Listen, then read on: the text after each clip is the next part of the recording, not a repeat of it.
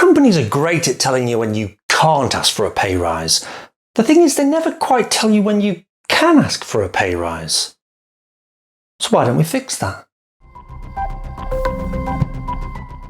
If the door is closed now, when does it open?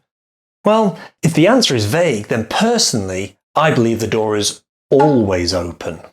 You just have to have the confidence to ask. Remember that job where you never had to ask for a pay rise? Yeah, me neither. While some psychologists might tell you there's never going to be enough money to fill that void, let's just focus on having enough money so that we can buy a few more beers or a nicer bottle of wine at the end of the day when you finally step away from that keyboard. How does that sound? Nice. So, to quote Jerry Maguire, show me the money. Now, there's plenty of reasons why you might be asking for more money, so let's list a few of them. Number 1, it's been a long time since you asked for a pay rise. Number 2, you've grown a lot since you've joined, both in skills and experience. Number 3, you've taken on more responsibility through the year, but no pay rise came when that happened. Number 4, you realised your colleagues are paid a lot more than you are for the exact same job. Number 5, you deserve it. Oh yeah! Thinking about the reasons why you're asking beforehand is quite important. Quite often your employer will ask, why are you asking for this? And when you're on the spot like that, coming up with valid reasons is actually quite difficult. So collect your thoughts, do some prep. Let's take each of the reasons we just gave in turn and discuss them a little bit further. If it's been over 12 months since your last pay rise, then you've effectively had a pay cut. Inflation is real. But before you ask, you should have your numbers ready to prove this. If you've gained skills and probably experience along the way, you should be able to recall those quickly. Recalling them is the first step, but then you also need to be able to illustrate how those skills, how that experience benefits the business. If it's of no benefit to the business, why should anyone pay more? Taking on more responsibility should be a quick win. It's hard to argue against that one. I would clarify with your employer how happy they are with your performance before you do the ask. If they're happy with your performance and they've previously asked you to take on more responsibility, it's time to talk money. When a colleague's paid more than you for doing the exact same job, that's a tricky subject to navigate. Many employers don't like discussing salary, certainly not somebody else's salary. So this can be very frustrating. Attacking the subject directly can generate a lot of animosity, so it's better to do some preparation beforehand. It's also risky for your colleague. A better approach is to ascertain your employer's happiness with your performance up front.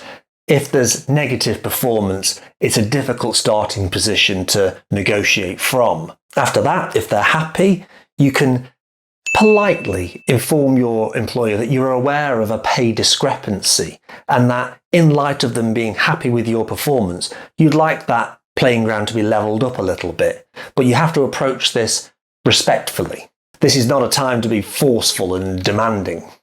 Lastly, if you deserve a pay rise, you need to have your ammunition ready. Clear, succinct reasons why you deserve a pay rise. They should be listed and evidenced. Preparation's often overlooked for this. Focus on the preparation and the reasoning, and the money will kind of look after itself. Remember, you're taking something here, taking something that's probably not going to be freely given. So no one likes to lose. So don't make this an argument. Make your case and justify it, and then you have to accept the outcome. Accept the outcome? I can't believe what I'm hearing. Did I just say that? Well, yes, you do have to accept it, at least on the surface. I mean, you still have to work there. But if you can listen to how your employer responds, whether it's just particularly bad timing for the request, or you haven't quite justified it enough, in which case you can go back and rework what you've said, then that's one thing. But if your employer really doesn't value what you're doing there, then that's a valuable lesson in itself, and it's probably time to start looking for another role. And do you know?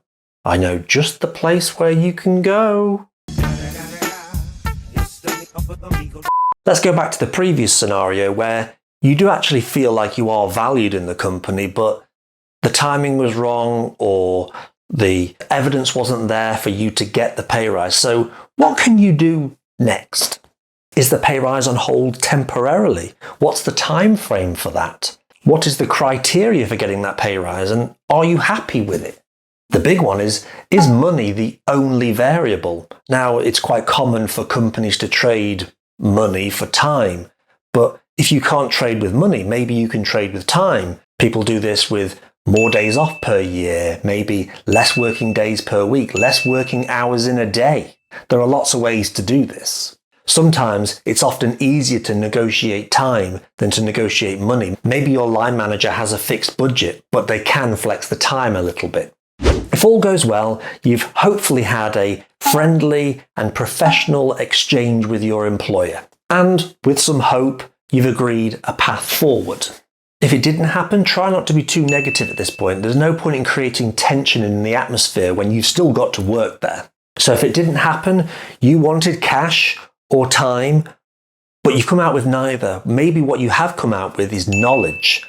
You now know more about the people you work with and have a true measure of the landscape.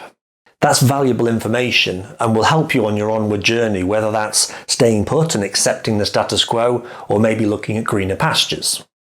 Now, talking of greener pastures, if the grass really is greener and it's time to look elsewhere, then you need to apply this knowledge so that when you're there negotiating for your next position, you're negotiating from a position of strength. You now know what you want and probably how to get it. So top 3 takeaways I would say for negotiating your salary.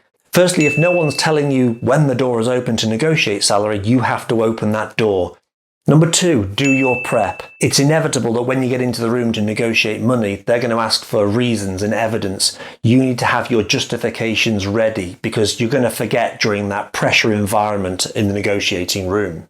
Number 3, consider that you don't always have to negotiate money. Maybe that's off the table for now, in which case there are other things. Consider negotiating your time.